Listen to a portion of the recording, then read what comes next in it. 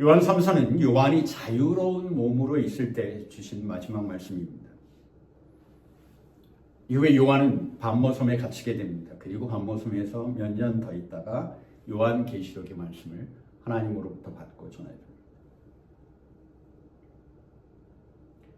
이때가 도미티안이라는 황제가 다스리기 시작했을 때인데, 이 도미티안은 기독교의 10대 박해 중 두 번째로 정말 잔혹한 박해가 진행될 때, 시작될 때입니다. 도미티안은 스스로 첫 번째는 로마 시대 그 네로의 박해고요. 이 기독교의 10대 박해, 수많은 박해 중에 두 번째로 잔인했던 박해를 자행한 도미티안은 스스로 왕 신으로 경배받기를 원했던 황제입니다.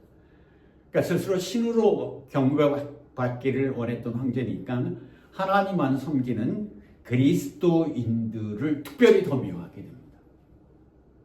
그래서 그리스도인들을 아주 본격적으로 마음 먹고 박해합니다. 도미티안이 가장 선호했던 박해 방법은 그냥 산채로 땅에 묻는 것이었어요. 얼마나 잔인한 황제였는지 이 복음서가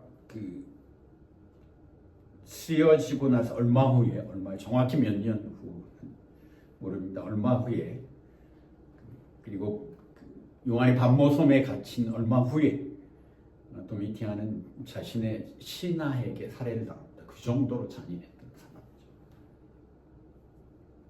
사도 요한은 도미티안이 살해되기 얼마 전에 감옥에서 먼저 순교합니다.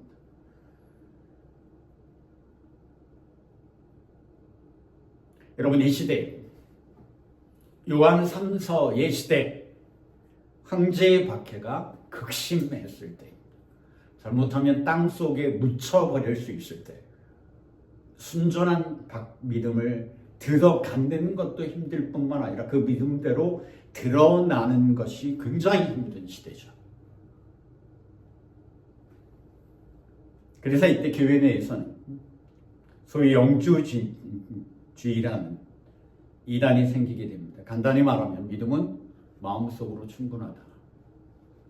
육체는 죽는 것이니 이 육체의 일은 적당히 해도 된다는, 심지어는 쾌락에 빠져도 된다는 이단입니다.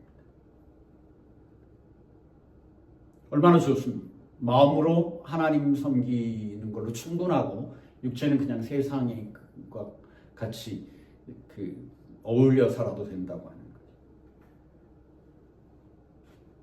이론이 아니라 실제로 많은 교회와 그리스도인들의 생활에 영향을 줍니다. 오히려 말씀 그대로 믿는 사람들을 미련한 성도 취급을 하게 되죠. 이 시대의 믿음 중에서, 그런 시대의 믿음에서 영혼이 잘됨 같이 하나님이 기뻐하시는 믿음을 섬기는 사람들의 믿음이 어떤지를 여러분 상상해 보셔야 합니다. 현대 그리스도인들, 육체가 잘 되기를 원하는 모든 일이 잘 되면 우리의 영혼의 문제도 하나님께 드리겠다. 현대 그리스도의 타협하는 믿음, 여러분 박해의 굴복 박해 시대, 정말 목숨이 땅에 산채로 묻혀서 죽는 시대에 변절하는 믿음과 현대 그리스도인들의 자본주의의 탐욕의 영혼을 판 사람들, 어느 시대의 사람들이 더 한심하고 치사한 믿음을 가졌는지 우리가 냉정히 우리 스스로를 돌아보아야 합니다.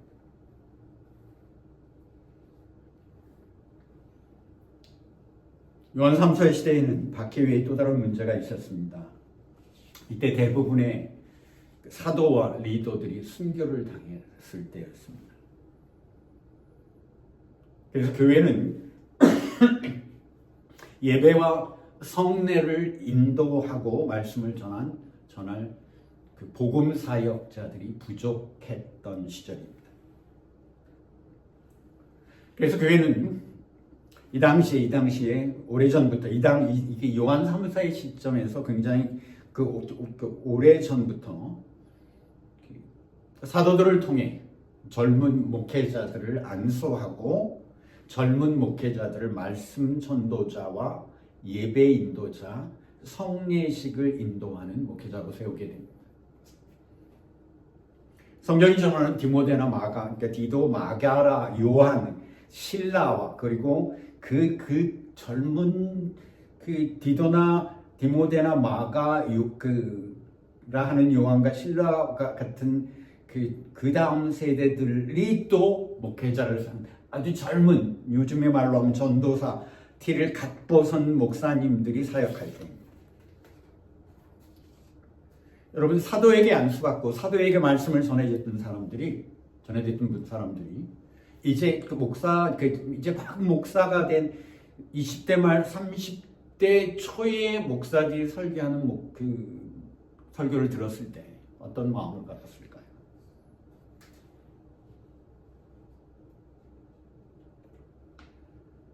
또 평신도들 많은 사람들은 예수님을 직접 본 사람들도 있었고 사도들과 직접 만찬을 나눈 사람들도 있었는데 이 새로운 그 리더들은 예수님을 직접 본 적도 없고 사도들과 일면식이 없는 사람들도 있었어요.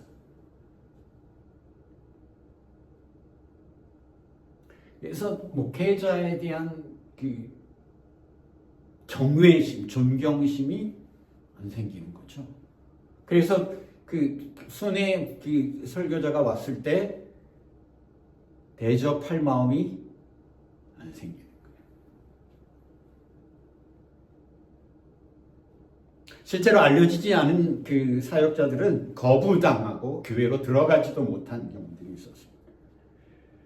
말 잘하는 사람들, 그 성도들과 잘 화합하는 사람들, 혹은 영지주의 이단의 색깔을 띠고 이야기한 사람들이 환영받는 아픈 일들이 생기게 됩니다. 밖으로는 박해가 교회와 그리스도인들의 믿음을 죽이려고 하고 안으로는 온전한 신앙을 지키기 힘든 타협하기 하는 신앙, 쉬운 믿음들이 용납되는 시대가 바로 이때였어요. 교회의 영적 타락이 시작되는 때였습니다. 에베소서 2장 10절은 이렇게 전하고 있습니다. 이제는 전에 멀리 있던 너희가 그리스도 예수 안에서 그리스도의 피로 가까워졌느니라. 우리가 예수를 만나고 구원을 얻게 되는 것, 우리가 하나님으로 살게 되는 것들은 무엇이냐면 그리스도 예수의 피 때문입니다.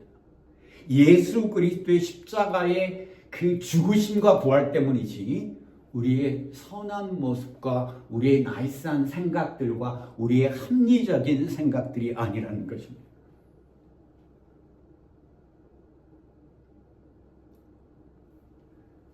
여러분, 우리의 믿음이 세상의 환경에 변해야 한다면 하나님의 능력이 세상을 이길 수 없다면 우리를 위해 죽으신 예수 그리스도의 십자가의 은혜가 부활하신 예수 그리스도의 능력이 예수 그리스도의 흘리신 피가 무엇이 되냐? 우리에게 다른 소망이 있을 수 없습니다.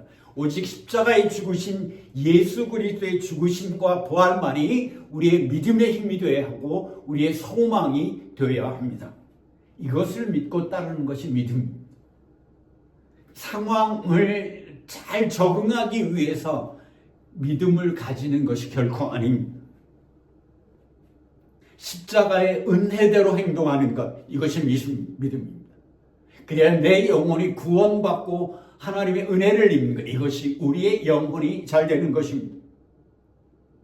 오늘 요한 3서 4절과 4절이 이야기한 이것이 진리대로 사는 믿음의 삶입니다. 세상이 변해도 변하지 않는 믿음, 그것이 진리 움직이지 않는 사실입니다.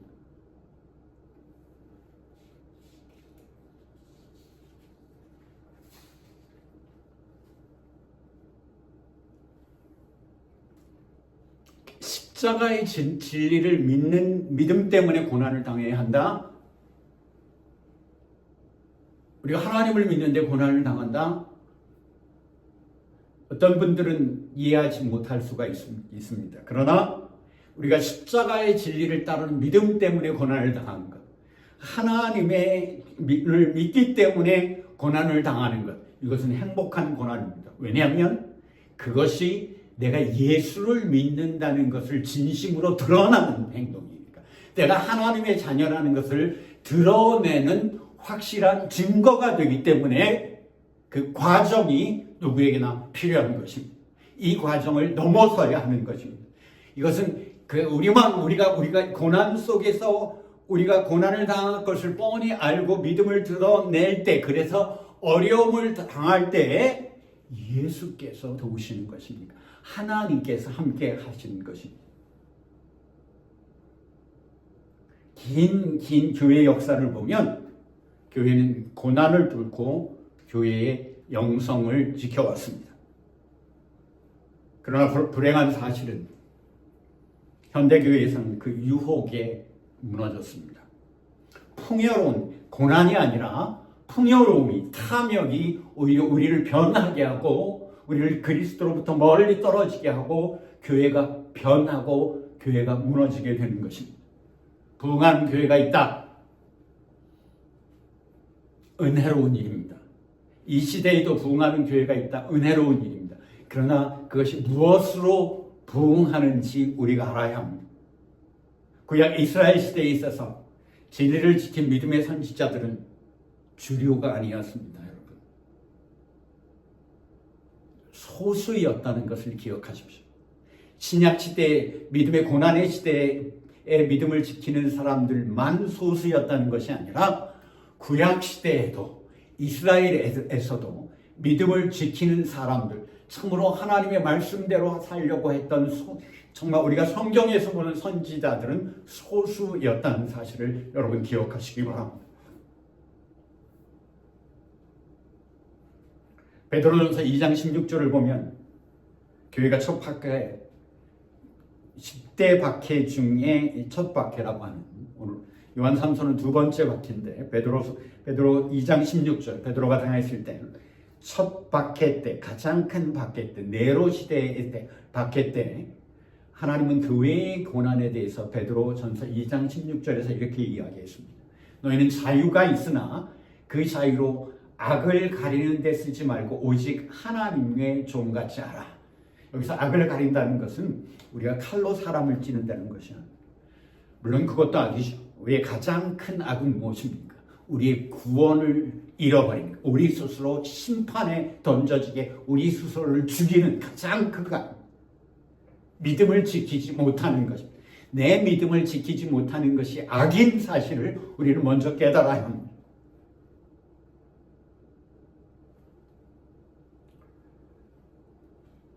요한 3서는 개인 가이오에게 주목한 말씀이기도 합니다. 평신도 리더에게 주목한 것이죠, 사실은. 실제로 말씀을 듣고 세상과 부딪히면서 살아가는 사람들에게 주시는 말씀. 말씀은 교회 안에서뿐만 아니라 여러분이 세상에서 살아가면서 겪으면서 정말 하나님의 말씀대로 사는 것입니다. 세상에서. 여러분, 1원도 손해보지 않는 마음, 1센트도 양보할 수 없는 것, 한 발짝도 양보할 수 없는 것, 조금 기분 나쁘면 여러분의 본성이 드러나는 것, 어디에서? 마켓플레이스에서, 시장통에서, 여러분의 직장에서 운전하다가 옆 사람 쌩하고 지날 때, 그때 여러분이 하나님의 모습으로, 하나님의 자녀의 모습으로 서는지 돌아보아야 합니다. 하나님께서 함께 하시는 여러분의 삶을 상상해 보십시오. 하나님께서 함께 하시는 교회를 상상하십시오. 여러분, 그것이 숫자나 교회의 부흥으로 나타난다고 생각하시면 오해입니다. 미국의 텍사스에 있는 미국에서 제일 큰 교회를 생각하시면 여러분들, 부흥은 외적인 보이는 것이 아니라 보이지 않는 곳에서 하나님이 함께 하시는 것입니다. 하나님이 함께 하시는 교회예요. 하나님이 함께 하시는 삶이 되는, 하나님이 함께 하나님 임재를 경험하는 교회 예배가 부흥이고 그 교회와 그 삶을 사모하십시오.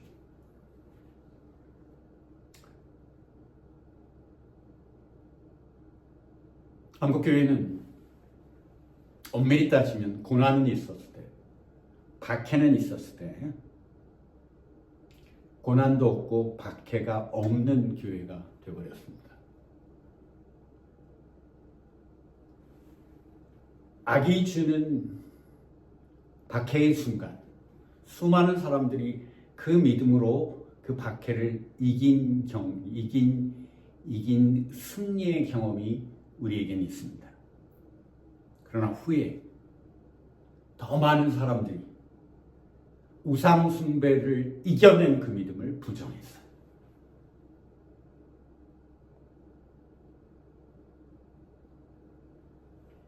길게 말씀드리지 않겠습니다만, 하나님을 향해 진실로 행하고 순수한 믿음을 드러낼 수 있었던 기회가 한국교회에도 있었습니다. 그러나 더 많은 교회의 주리들이 그것을 부정했습니다. 오히려 타협하고 상황에 따라 변하고 세상과 타협한, 영적으로 보면 고난을 감당하지 못한 교회가, 핍박을 감당하지 못한 교회, 여러분은 고난을 감당하지 못한 교회, 핍박을 감당하지 못한 교회가 어떤 교회인지 우리는 우리 스스로 돌아보아야 합니다. 그리스도인 교회는 십자가의 죽으심과 부활을 통해서 회복을 경험하는 것입니다. 십자가의 죽기까지의 고난과 신앙의 어려움들을 믿음으로 이기는 것을 통해서 부활의 승리를 경험하는 것입니다. 죄와 맞서는, 세상과 맞서는 믿음으로 하나님의 동행하심을 경험하는 사람이 그리스도인들입니다. 그것이 영혼이 잘 되는 사람들입니다. 그것이 하나님이 사용하시는 교회입니다. 여러분의 고난을 통해 드려지는 여러분의 기도가 들어지는 교회예요. 그 하나님께서 나의 고난의 기도를 들으시고 함께 하실 때 우리의 영혼이 잘 되는 거예요. 그때 영성이 살아요. 영성은 우리가 찬양할 때 찬송가만 크게 부르는 것이 아니라, 영성은 우리가 마켓플레이스에서 운전하다가 정말 험한 일을 당했을 때, 사람들과 싸우기 직전의 순간에 내가 그리스도의 능력으로 성령 하나님의 도우심으로 믿음의 사람으로 드러낼 수 있는 것이 바른 영성. 영성은 불타는 눈으로, 불타는 믿음의 눈으로 세상과 미래를 두려움 없이 믿음으로 바라보는 것이 영성입니다.